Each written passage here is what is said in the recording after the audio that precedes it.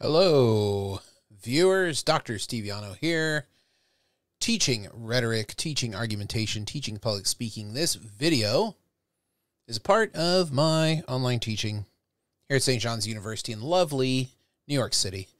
Thanks for clicking on the video. Thanks for joining us. This video is mostly going to be about how to make your speech really stand out. And for the students in my class, some of them have given one or two speeches. Maybe they've only done one. I know I have one class that's only done one. And there are a lot of things that everyone's doing really well.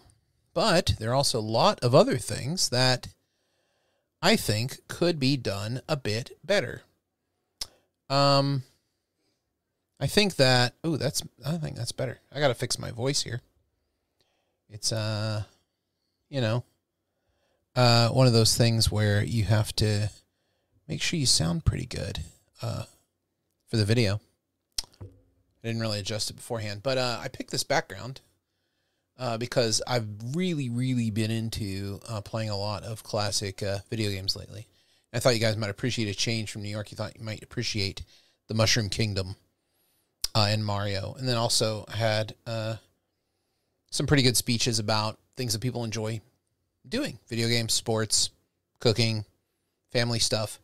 And these speeches are, of course, great and legitimate and everything. There's nothing wrong with them. But the problem is if you give a speech that's too much from yourself and your own point of view, you're never going to get the audience to really resonate with you. Let's talk about some things that might open up how to really make a speech stand out and stand apart from what other people might do and other things that you might see.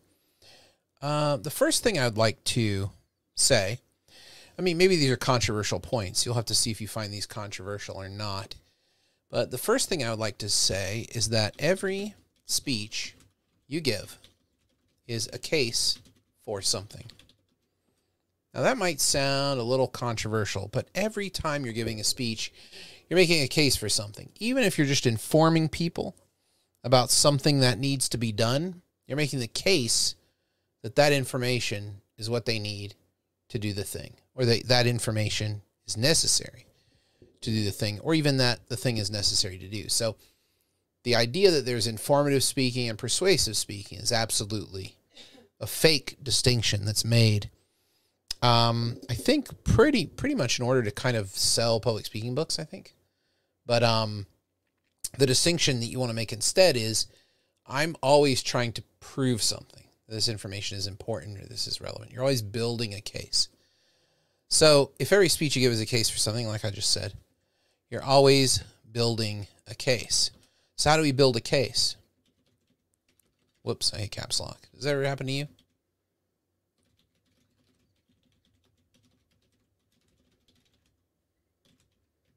So this is the ancient part of the speech called the exordium. Prepare the audience for what you're going to say. This is where you introduce the topic, but this is also where you emotionally and mentally prepare the audience. Now, some of you have been doing this thing where you kind of ask a question where you're like, have you ever done something really cool? I have. Surfing. Surfing's great. Da, da, da. I mean, that's fine and everything. But it's just so transparently like devicey that you don't want to start the speech this way. This doesn't prepare their mind for anything except a speech that they can ignore or not listen to carefully or something like that. You don't want to be in that position. What you want to do is put them in a scene. Put them in a place where they can think about things. And instead of just telling them what you've done, ask them questions about it. So for emotionally and mentally preparing the audience, you put them in a situation or a scene, and then you ask them how they feel, think, or what they might do. Right? So that might be a good way to kind of prepare them for what it is that you're going to talk about, particularly if you're talking about your own life, which the last couple of speeches have primarily kind of been about. In the introduction, or in the exordium, or in the place where you prepare them for what you're going to say, you have to get them ready for whatever it is that you're going to talk about. So a little bit of background might be good too. On like, how did you get into this? Why is this important to you? That's actually really important, because you can't make something really important to the audience unless you talk about its importance to you. So why does this matter? Why does this matter for them? Why does it matter for you? But you can start with why it matters for you, because why it matters for them is going to be a bigger case. All right? That's going to be the larger part of the speech every time. So in thinking about this part, this kind of gives a little bit of preparation. And then the thesis. I've gone over all this before. What you hope to accomplish by speaking to them. Now, that's a very open kind of thing, and it doesn't even really seem like, that stressful, does it? How does that look? Does that look pretty cool? Oh, yeah, that's good. So what do you hope to accomplish by speaking to them? What's your goal? Maybe you're just showing them something. Maybe you're taking them through an event that happened to you. Lots of you did a speech like that. Maybe you're trying to get them to understand why you feel a certain way about something. You might not even be trying to change their mind at all. You might just be trying to share a story or share a perspective with them about something. So think about that. Anytime you are starting, that's what needs to go into the start. This is probably going to be a lot longer than I thought it was going to be, but that's okay.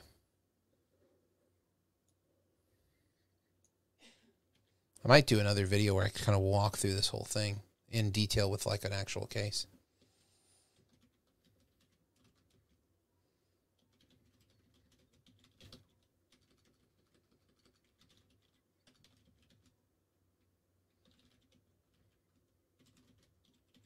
Okay, so the next is take us up to an event where your thesis comes into the picture. This is what they call the ratio. And usually this is what we call a story. But it doesn't have to be a story. A lot of you don't really have a story to tell. But this is where you give us sort of background on the issue, all the things that lead up to the moment of choice, where they can either agree or disagree with you. Every speech is like this. Even if you're just giving them information, it's like, here's why this is important, here's why this matters, and so it's up to you to take care of your heart. Okay, now we've moved away from you kind of painting an image of what has all led up to this, to then a choice you have to make. And it's also kind of the express goal of saying, you don't really have to agree with me, but you should, if you're in the group I'm talking about, be concerned about this and go and get yourself checked out or something like that. So everything that leads up to this moment of choice. And the moment of choice, the thesis, is the moment where the audience has to now act. Everything up until the point where the audience has to act and do something, either believe something or understand or change their feeling, change their behavior. Everything up to that, they do not have a lot of control over. You do as the speaker. And at that moment, now you are in their realm where they can make a choice. So even something simple where a lot of you talked about your grandma, your family tradition of cooking, the holidays, you could give the narratio where it'd be like, the holidays are so important. Everyone's having a good time. This is where our family gets together. This is where we all share our traditions and share our love. And my grandma makes it incredibly special with the things that she's done for us. She's an amazing lady. Okay, now you've moved from something that's very generally acceptable in the narratio to something that's a bit different, your thesis. All right, and that's the part where you say, where you present and explain the thesis of your speech. And that, in the classical tradition of rhetoric, is the partitio, meaning that you're coming apart, you're going a different direction from the narratio. This is the thesis explained and how you are going to prove it. Now, the question of proof, a lot of you are probably curious about this. I said in your speech evaluation, or sometimes you get a speech evaluation, it's like, well, you don't have enough evidence. Well, one of the problems of living in the 21st century is that we do not have complex conceptions of how to prove something. Our world is dominated by science and scientific reasoning, and so we think evidence is the best way to prove anything. Evidence is usually material, usually physical, and it has to meet certain kinds of standards for admission into a court. and things like that. That's all kind of legal stuff. In science, evidence is measurable, consistent, material, or it's some kind of chemical reaction. The reaction happens, you can measure the trace material. But proof is support that comes from something other than you, that gives the audience a way in to agreeing with you or to doing what you'd like them to do. That's proof. Proof is any kind of supporting material that you can marshal that's not your opinion. So, of course, that could be traditional research and quotes and things like that, but it can also be a story, an example that everyone's familiar with. It doesn't necessarily have to be formally cited research. That's not that important in speech. Now, depending on the topic you're doing, it might be, but if you're talking about why your grandmother's spaghetti sauce is the best, I mean, there's a lot of other steps you have to go through that, but one of them might be the evidence that she won something for it, or the evidence that it comes from her ancestors. It's a very old recipe that generations have used it, or it was has very famous connections in the history of cuisine or the history of Italy or something like that.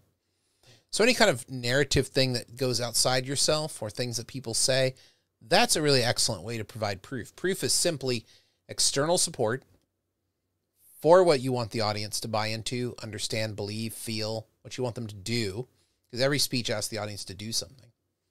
Number one, listen. That's the first thing that all speeches ask the audience to do. And from that, it just becomes as complicated as you want it to be, as much as you need them to do, right? That's what you're going to ask for them to do. The way you prove it is you tell stories, you provide quotes, you provide examples, you provide things like that. Okay, so the next part is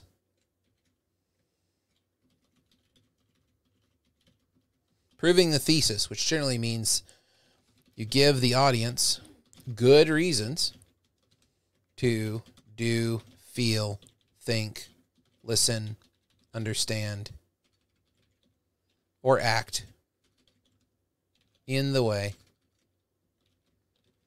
you want. Whatever it is you want. You've already told them what you want at the beginning. I hope today to da-da-da-da-da-da, right? I hope that you'll agree with me that da-da-da-da-da.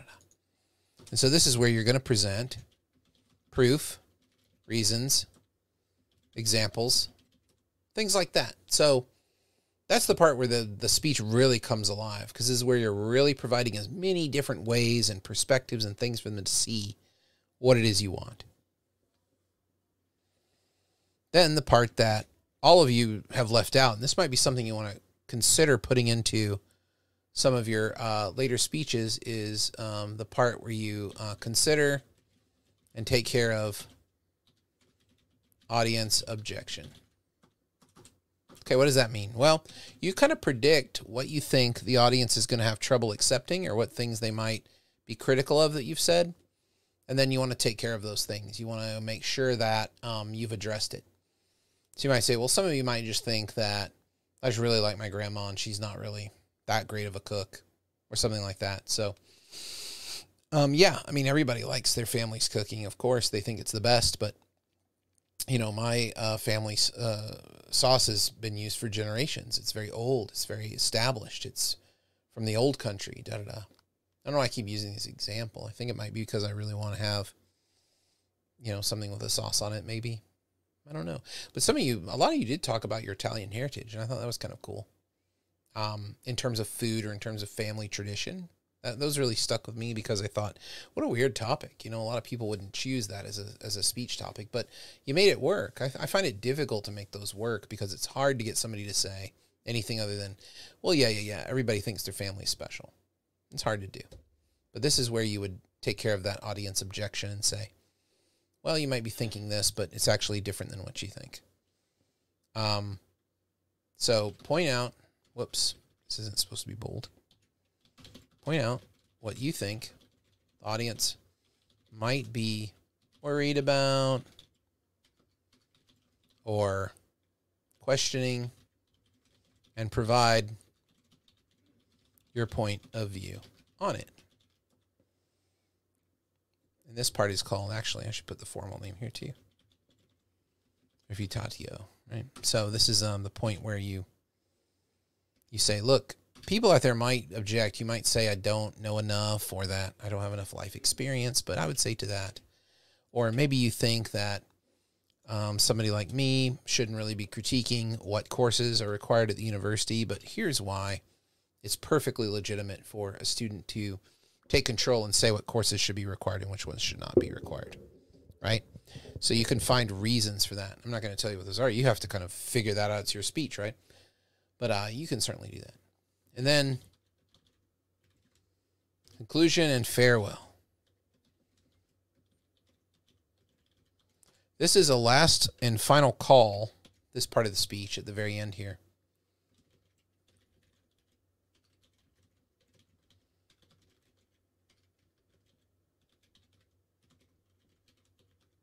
For your thesis, what you want them to do. What should they do? What should they feel? This is your last chance to really get them. And to really get them, you need to use emotion. And you need to summarize.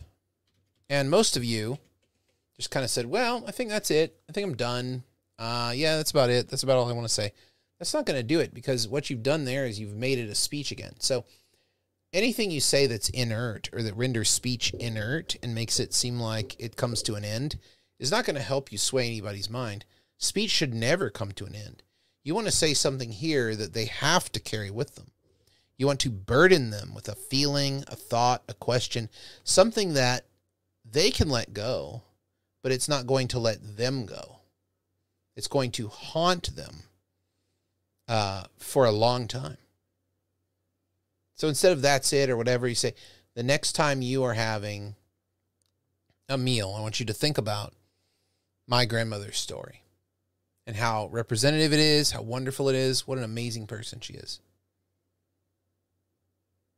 Or the next time you're looking at your bank statement, think, wouldn't it be great if I knew who it was and what was it that was controlling the value of this money? Bitcoin, right? Somebody gave a couple of speeches about Bitcoin now. I thought it was pretty good. Or basketball, right? The next time you watch basketball, I want you to bring to mind the image of Michael Jordan and ask yourself, if Michael Jordan were playing now, would he be able to stop this guy? Whoever it is that you're admiring or whatever. This is a great way to kind of leave them with something that it's almost like a suggestion. So the next time they do watch it, they might think about your speech and do that. The other thing you do is emotional appeal. When you summarize, you can say, so I'm begging you to change your ways. I need you to do this, this, this. I need you to really consider the packaging that you buy and what to do with it. We don't want to waste it. Really consider that. Or try to buy things that are more organic for your health. I want you to read that label, and you have to do it. It's so serious. Your health is on the line. You want to live to be old. You don't want to die suddenly because of the things you're eating. You can do it like that. You want to plead, really make it serious, really bring it to a conclusion that kind of sticks with them. I don't want to hear any of this. Oh, that's it. That's all I have to say. Well, hope you liked it. Good night. Goodbye. That kind of thing. Okay? So every speech you give is a case for something. This is kind of the thing that I'm kind of shopping here. Let's bring it up. Okay, there you go. So that's kind of it all together in one view there. Okay, so that's the first of the things I wanted to talk about.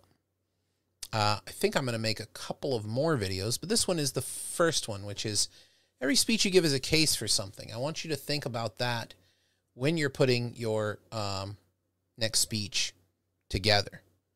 Consider it. You are trying to get the audience to do something. First is listen. Second is to understand. Third is to feel something. Fourth is to change their ways. Either believe you, understand, be persuaded, something like that. So think about that. Think about that when you are putting the next speech together, whatever it might be. On video games, I have this image up here. We can talk about that. I think that's a great topic. So how do you talk about something like that? Well, in the next video, I think I will talk in specific about video games because I'll still have this up. And maybe I can kind of show you how you can make video games. Little Mario here. I love this game. I don't know why I like it so much. You guys play this? I'll show you how to make this relevant and how we can talk about this. It might be a pretty good example of how you kind of put the speech together. So we might walk through that in the next one. All right. So think about it. You're making a case. Make a case next time.